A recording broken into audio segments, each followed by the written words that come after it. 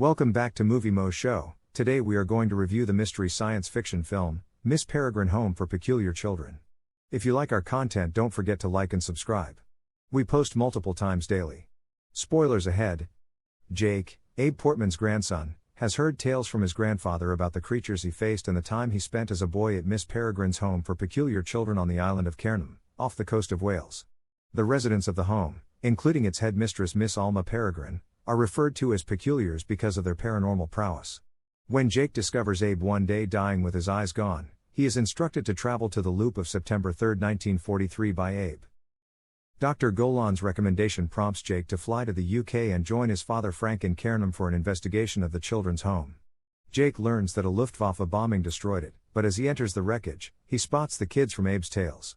They take him through a portal, and when he comes out, the mansion is still there in the year 1943. Miss Peregrine says that she is a member of a group of female peculiars called Weimbrine who have the ability to manipulate time and change into birds, in Miss Peregrine's case a peregrine falcon. She and the children hide from the outside world in a time loop she made that is set to September 3, 1943 and only accessible to peculiar, which enables them to live the same day endlessly and prevent aging as long as they remain inside it. They do this to avoid punishment for being peculiars. The other kids are introduced to Jake, and he takes a liking to the aerodynamic Emma Bloom. Jake discovers that he, too, is a peculiar, much like his grandfather, and that this makes him able to see the hologhasts, or hollows, invisible creatures from his tales. They are deformed peculiar scientists who murdered a Weimbrine in an unsuccessful attempt to harvest her abilities in order to become immortal. They pursue peculiars under the direction of the shapeshifter Mr. Baron in order to eat their eyeballs, which restores them to clearly human form but with milky white eyes. Miss Avocet, a wounded Weimbrine, arrives and explains how Baron attacked her in the January 2016 time loop at Blackpool, England, killed her children, and is now attempting to duplicate the disastrous experiment using additional Weimbrines. Jake goes back to the year 2016 and discovers that a hollow has killed an elderly man. He returns to the portal to inform them that the hollow is getting close.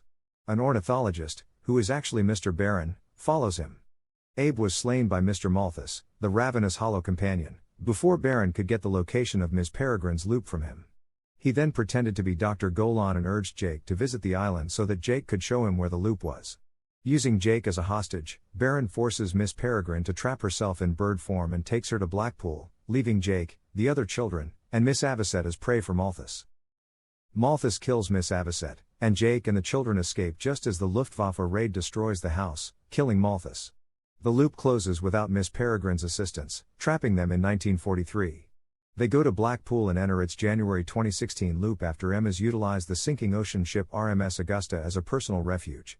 They fight, eliminate Baron's white and hollow allies, free Miss Peregrine, and free other Weimbrines who are being held captive.